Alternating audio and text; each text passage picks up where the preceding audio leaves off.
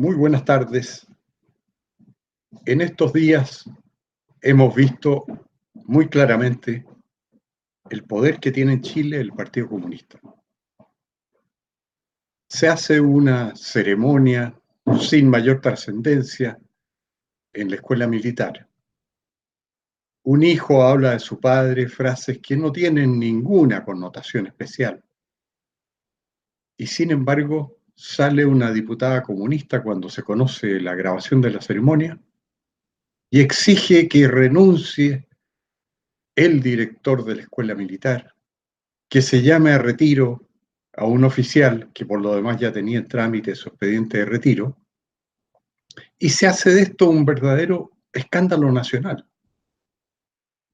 El Partido Comunista es bastante insignificante, tiene 5% de los votos. Nadie quiere reeditar en Chile una sociedad comunista, o sea, el porvenir político de los comunistas en Chile es nulo, porque con solo ver el camino al comunismo en Venezuela, ya la gente en la elección del año pasado expresó su voluntad de que por ningún motivo ellos llegaran al gobierno. De hecho, yo creo que Piñera ganó por eso, ganó porque la televisión chilena exhibía lo que provocaba en un país como Venezuela el camino al comunismo. Se habló de la Chilezuela. Y sin embargo, el Partido Comunista tiene un poder muy grande. Y esta vez ha provocado una situación que ha dejado en muy mal pie al ejército de Chile. ¿Por qué? Porque todos sabemos que los juicios contra militares se llevan adelante sin respetar las leyes y sobre todo por jueces que son digitados por el Partido Comunista, el Partido Socialista y la izquierda extrema en general. Y han llegado a tanto en esto los jueces que han confesado paladinamente, como en el informe 33-2015, en que la Corte Suprema dijo que en realidad había encontrado la manera de no aplicar las leyes en los juicios contra los militares para poder condenarlos. Una confesión de prevaricación insólita. Habían encontrado la manera de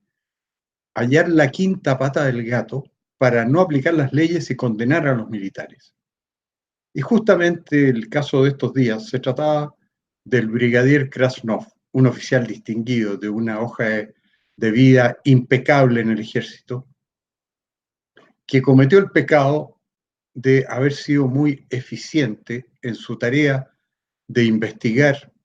a los grupos de extrema izquierda armados cuando comenzó el gobierno militar.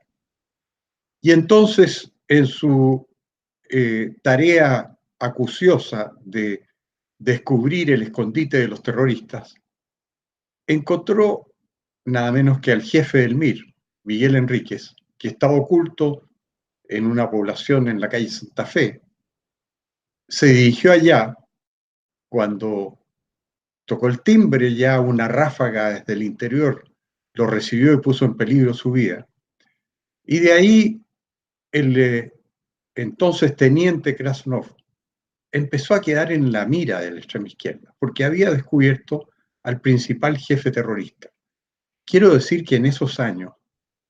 eso fue mirado con mucha simpatía por la enorme mayoría de la población. ¿Por qué? Porque el jefe terrorista Miguel Enríquez había asaltado una sucursal bancaria una semana antes de ser descubierto por el teniente Krasnov. Y en esa sucursal bancaria, que era la sucursal Huelén del Banco de Chile, que quedaba en la calle Agustinas,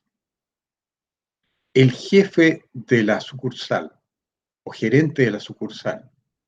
era un señor muy valiente que se llamaba Julio Robinson del Canto.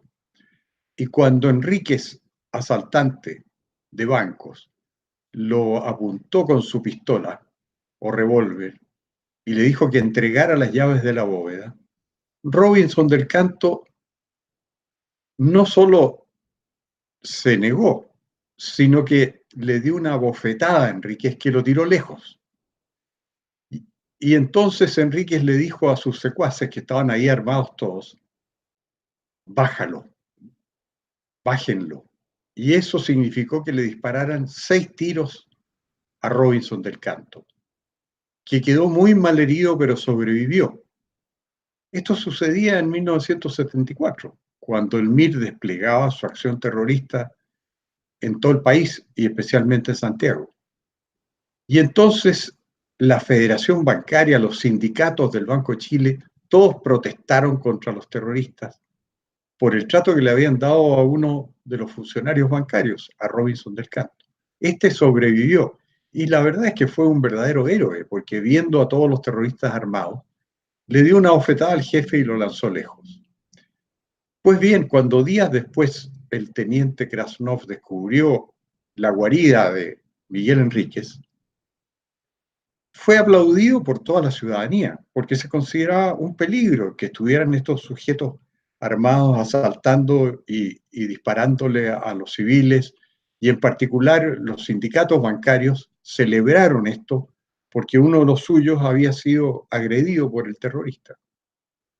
Ustedes se dan cuenta el cambio que ha habido en Chile entre ese momento en que todo el mundo aplaudía al oficial que descubría al principal jefe terrorista porque era una amenaza para la sociedad. Y hoy día, en que una diputada comunista como Carmen Hertz le da una orden al gobierno de castigar al hijo del entonces teniente, hoy brigadier Krasnov, y al director de la escuela militar por el solo hecho de hacer un reconocimiento que además era obligatorio, porque en esa ceremonia deportiva, que era bastante privada y bastante informal, lo que se estaba haciendo era recordando y entregando una camiseta con los nombres de exdirectores y subdirectores de la escuela militar. Y uno de los ex subdirectores de la escuela militar era Miguel Krasnov, padre. Y eso le fue entregado al hijo, que en este momento es coronel del ejército. Y el hecho de que él pronunciara algunas palabras de reconocimiento a su padre, porque lo menos que puede hacer un hijo es reconocer las virtudes de su padre, se arma en Chile un verdadero escándalo, como si se hubieran atropellado derechos fundamentales de la ciudadanía por el hecho de rendir homenaje a una persona que fue subdirector de la escuela militar junto con los demás directores y subdirectores. Y el Partido Comunista emite la orden al gobierno, que no es comunista, aunque obedece a los comunistas, de sancionar a todos los que aparezcan responsables, y el ministro de Defensa, que era un distinguido funcionario del gobierno militar, trabajaba en la Corfo, Alberto Espina, dispone que en 24 horas el comandante en jefe del ejército tiene que informarle y tomar medidas, y el comandante en jefe del ejército, como si se tratara de los peores enemigos, le pide la renuncia al director de la escuela militar y al hijo del brigadier Krasnov, actual coronel Krasnov, que ya por lo demás habían iniciado sus trámites de retiro del ejército. Situación que se está produciendo con bastante frecuencia y que ya otros personajes que hablan en YouTube lo han denunciado como una cosa preocupante, la cantidad de retiros que están teniendo lugar en el ejército. Y yo creo que muchos se explican porque este grado de sumisión y de sometimiento a la insolencia comunista a que ha llegado al país, y por tanto una de sus instituciones fundamentales como el ejército, atemorizados, porque es un ejército en pánico. Basta que los comunistas le levanten la voz y se ponen a temblar. Es una cosa increíble. Entonces debe haber mucha desilusión en ese medio por la situación que se está viviendo. Pero a todo esto, la justicia de izquierda mantiene ya por 18 años en presidio al brigadier Krasnov, que fue un oficial toda su vida impecable y que si se retiró del ejército en los años 90 fue porque estaba sometido a una campaña publicitaria inspirada por el comunismo y sus acompañantes, compañeros de ruta y útiles, y entonces se dio cuenta de que políticamente su carrera no podía pasar de donde había llegado, que había sido una carrera muy distinguida, porque fue el único oficial de ejército que ha recibido la medalla al valor que confiere el ejército de Chile desde la Guerra del Pacífico. A ninguna otra persona se la habían otorgado, y se la otorgaron cuando el entonces teniente Krasnov dio especiales pruebas de coraje para descubrir al principal jefe terrorista que asaltaba y amenazaba a la civilidad chilena. Además, el teniente Krasnov entonces había conseguido otro logro muy importante y que evitó grandes atropellos a los derechos de las personas cuando descubrió una célula en que el MIR tenía instaladas todas sus conexiones con el exterior para obtener ayuda terrorista de países como Alemania Oriental, la Unión Soviética y Cuba. Y esa tarea la cumplió muy bien el teniente Krasnov en esa época, también el año 75. Y cuando fueron a allanar el lugar donde habían ubicado esta casa de seguridad con conexiones internacionales y muy bien equipada con equipos de transmisión al exterior, apareció una niñita del barrio caminando en las cercanías de esta casa, desde la cual habían recibido disparos los efectivos que la habían rodeado. Y el teniente Krasnov le pidió a un suboficial de carabineros, que se llamaba Tulio Pereira, que fuera a proteger a esa niñita, y el suboficial cumplió su deber y se acercó a la niñita, la tomó en brazos, y en ese momento se abrió una puerta de la casa terrorista, lo tomaron del pelo y a través del cuerpo de la niña le dispararon y la mataron a ella y a él. Tulio Pereira es un mártir del cuerpo de carabineros asesinado por el MIR en ese mismo tiempo. Esto produjo tal indignación en la población aledaña a donde sucedió esto, que los vecinos querían ir a linchar a los terroristas una vez que fueron reducidos por los carabineros. Y las fuerzas de seguridad tuvieron que evitar el linchamiento, porque la reacción popular fue terrible contra los asesinos de la niñita, inocente por completo, que la habían matado nada más que poder también asesinar al suboficial Tulio Pereira. El Chile de entonces apoyaba fervientemente a la Junta Militar y al gobierno militar y al presidente de la Junta, Augusto Pinochet. Y hay testimonios de eso que no son del lado de los partidarios de la Junta, sino que del lado adverso. Hay una carta históricamente certificada de Eduardo Frei Montalva, el expresidente, que residía en Chile con toda tranquilidad en esos años, mantenía sus aspiraciones de volver pronto al poder, pero la verdad es que el esquema de retorno a la democracia que había diseñado el gobierno militar hacía ver que Frei Montalva iba a tener que esperar bastante tiempo antes de poder volver al poder. Y entonces él había iniciado una serie de conversaciones con otros grupos y con la izquierda para tratar de acelerar el retorno de el poder a manos de los políticos. Pero no podía menos de observar la realidad chilena. Y hay una carta de él del año 1977 que le dirigió a su yerno, Eugenio Ortega, y que está incluida en el libro autobiográfico o biográfico de Frei, de un autor demócrata cristiano, simpatizante demócrata cristiano, de modo que es indudable, en que Frei revela lo que le sucedió una noche en que fue al Estadio Nacional a ver un partido Chile-Perú en 1977. Y lo que vio ahí, y lo que vio fue un público que cuando se anunció la llegada del presidente Pinochet al estadio, dice el mismo Frei, se puso de pie como un resorte y a aplaudir calurosamente al presidente Pinochet. Y dice que no se oyó un solo silbido. Y de paso relata que a él la gente lo trató con mucha cortesía y con mucha amabilidad, porque él estaba en una tribuna al lado de la tribuna oficial y presenció todo esto. Un testimonio imposible, mejor, de la popularidad de que gozaba en esos años la Junta Militar, que había logrado sacar a los totalitarios del poder, a los que se estaban armando para tomárselo por la vía violenta. Y eso la mayoría de la ciudadanía lo agradecía. Lo que se ha producido en Chile es un verdadero lavado de cerebro, que ha hecho que se juzgue los acontecimientos de las últimas décadas de una manera completamente equivocada. Pero el Chile de entonces respaldaba notablemente a la Junta de Gobierno y las actuaciones contra el terrorismo de oficiales como el entonces teniente Krasnov eran muy respaldadas por la opinión pública. Posteriormente, aquí, digamos, hay que hacer una acusación, un yo acuso, como el que hiciera en Francia a fines del siglo XIX el escritor Émile Zola, cuando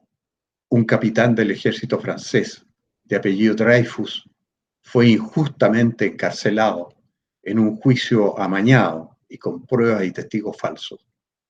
Y Zola descubrió esto y lo denunció. Y como la sociedad francesa tenía una base moral firme, esto al final fue acogido y el capitán Dreyfus fue no solo perdonado, sino reivindicado y reintegrado al ejército, porque había sido víctima de un juicio, como decimos en Chile, de un juicio trucho, un juicio basado en testigos falsos y en pruebas falsas. Bueno, a los militares chilenos de hoy los han juzgado de esa manera, con testigos falsos y pruebas falsas, y en un procedimiento muy desdoroso, porque lo que hay es un móvil económico evidente, porque llevan legiones de testigos falsos para acusar de hechos que no han cometido a oficiales que estuvieron en la tarea antiterrorista, y con jueces de izquierda que son en el fondo cómplices de los abogados acusadores querellantes comunistas, llevan a esta manada de falsarios y jureros, a los cuales seguramente se les retribuye debidamente, imputan a los oficiales que estaban en labores de inteligencia con conductas delictuales y obtienen al final una sentencia favorable del juez de izquierda, quien les reconoce un pago cuantioso. O sea, los tipos pasan a ser gente rica para los niveles del país. Y esto se ha transformado en una industria. Yo he calculado que lo que se les paga a la extrema izquierda terrorista por compensaciones, indemnizaciones, beneficios, supera con creces los 800 millones de dólares al año. Y creo que me quedo corto porque el propio dirigente de los exonerados políticos, que es un invento vergonzoso que se hizo durante los gobiernos de la Concertación, de compensarles con una pensión de por vida a los que llamaban exonerados políticos, cuando eran personas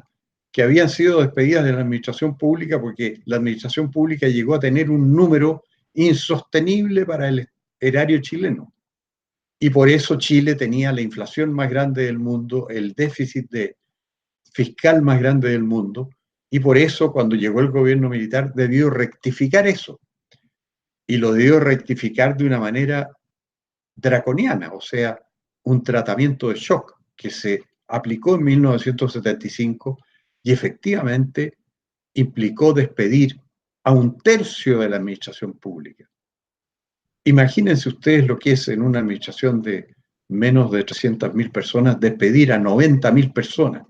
pero era la manera de que las finanzas públicas fueran saneadas. Los demás países que han intentado rectificar por una vía que no es de shock, no han podido hacerlo. Vemos las dificultades que sufre Argentina en este momento para equilibrar sus finanzas públicas. ¿Por qué? Porque no existe un ministro Caguas como el que hubo en Chile en el año 75, Jorge Caguas, un hombre con una determinación y una severidad para recortar el gasto fiscal que fue ejemplar. Y desde ahí que de 1976 en adelante, el país comenzara a crecer a tasas que son el doble de las de hoy día. ¿Por qué? Porque se sanearon las finanzas públicas. Y para eso hubo que reducir un Estado burocrático hiper aumentado por la Unidad Popular,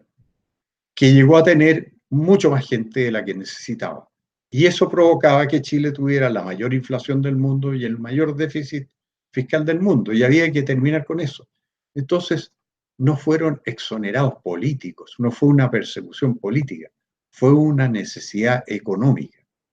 Y la verdad es que esa gente ahora, todos reciben pensiones de por vida,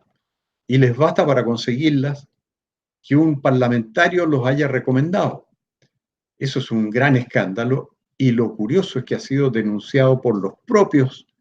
exonerados efectivos. O sea, el dirigente de ellos,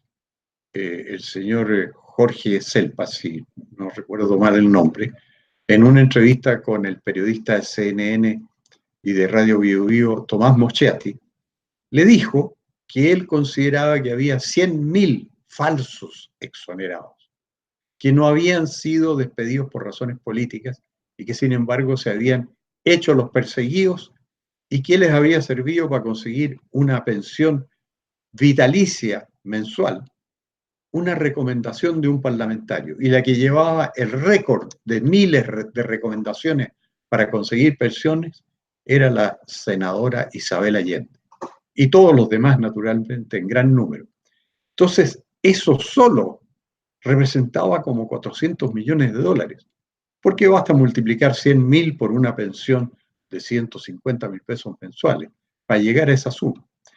Entonces el país le está dando a la izquierda una cantidad de dinero inimaginable, mucho mayor que el déficit del Transantiago, que es otro disparate socialista que nos cuesta muy caro a los chilenos. Pero esta gente de izquierda, con plata en el bolsillo y con un incentivo perverso para generar nuevos juicios, en que los querellantes llevan a los testigos falsos, acusan a los oficiales, los acusan de cometer delitos, y a continuación el Estado entonces indemniza a estas supuestas víctimas, que en realidad eran los victimarios, porque eran la gente que se estaba prestando a tomarse el poder por las armas. Por eso yo siempre encontré que el diputado Ignacio Urrutia, de la UDI, que fue el único que tuvo el coraje de decir que no aceptaba que se les aumentara las pensiones a los terroristas, estuvo acertado cuando dijo que se trataba de terroristas, aunque en rigor lo que eran esas personas habían sido citadas a declarar con motivo de sospechas que las autoridades de inteligencia tenían contra ellas. Y esas personas, en una medida vergonzosa que tomó el expresidente, entonces presidente Ricardo Lagos, también disfrutaron de una pensión vitalicia por el solo hecho de ir a decir que habían sido citadas a declarar y declararse torturadas, en circunstancias de que los habían citado porque eran sospechosos de los actos terroristas que tenían lugar en el país. Y en ese sentido Ignacio Urrutia tenía razón. No era que los farmacéuticos o los abogados o los choferes de locomoción colectiva hubieran sido citados, personas comunes y corrientes. No, eran los que tenían que ver con el terrorismo, y que por lo mismo que tenían que ver y eran sospechosos, eran citados. Y todos ellos, en número de 30.000, en el famoso informe Valech, que es una de las cosas más vergonzosas que se han hecho en Chile, tienen pensiones vitalicias no contributivas, o sea, para las cuales no han aportado nada, y de por vida. Y esos son otros 30.000 pensionados que en este momento deben estar cerca ya de los 200.000 pesos mensuales, por el solo hecho de haberse sido declarados interrogados con motivo de sospechas de terrorismo. Entonces, tenemos un país en que esta gente se ha ensoberbecido mucho y ella cree que puede mandar en el país y cree que puede ordenarle al gobierno lo que debe hacer. Y eso es lo que ha pasado en estos días, con motivo de una ceremonia tan sencilla, explicable y legítima como la de que un hijo que es coronel de ejército, Miguel Krasnov Baza, invitado a una ceremonia después de una participación en un evento deportivo, haga un recuerdo razonablemente afectuoso de su padre y de lo que él estima que hizo su padre en favor del país. Creo que cualquier persona con el corazón bien puesto, llamada a recibir la camiseta que recuerda que su padre desempeñó una labor oficial, como era en este caso haber sido su director de la escuela militar, lo menos que podía hacer era pronunciar unas palabras en reconocimiento de su progenitor y considerar eso como un delito que atropella los derechos humanos, como una ofensa al país, es lo más absurdo que se ha podido concebir. Bueno, ese es el estado en que está el país. Es lamentable que ministros como Alberto Espina o Hernán Larraín digan las cosas que se han dicho. Espina dice que es inaceptable. Espina se atropellaba para homenajear a los militares en los años 80 y yo recuerdo cartas de altos oficiales que se lo han recordado cuando después ha resultado que se dio vuelta la chaqueta. Ahora dice que son inaceptables las actuaciones en recuerdo de Miguel Krasnov y dice también que este es un genocida, como si hubiera sido una persona dedicada a perseguir una raza o un credo o una idea política, cuando la tarea de él, como teniente, era simplemente interrogar detenidos. Y yo he conversado largamente con Miguel Krasnov, que es una persona a la cual admiro mucho, y su temple para haber pasado 18 años injustamente preso por haber servido a Chile en una tarea muy difícil y condenado sin pruebas, porque las condenas a él son tan sin pruebas que cuando dejó de pertenecer a la DINA, que era donde él interrogaba a los detenidos,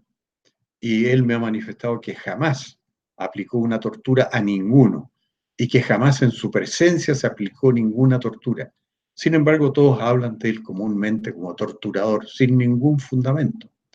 Bueno, él en esa tarea fue muy eficaz, pero además ha debido soportar que lo condenen por hechos posteriores a la etapa en que él prestaba servicios en la inteligencia. Lo han condenado por hechos ocurridos cuando él era, por ejemplo, subdirector de la escuela militar, o por hechos ocurridos cuando estaba en la Academia de Guerra. Lo han condenado por hechos cuando él no estaba en el país, pero no ha podido probar que no estaba en el país porque formaba parte de la comitiva presidencial, por ejemplo, que acompañó al presidente Pinochet al fallecimiento del caudillo Francisco Franco en España, en que fue rodeado de un equipo de seguridad que por precisamente razones de seguridad viajaban con pasaportes extendidos por la inteligencia y con nombres supuestos, como siempre se hace en los servicios de inteligencia,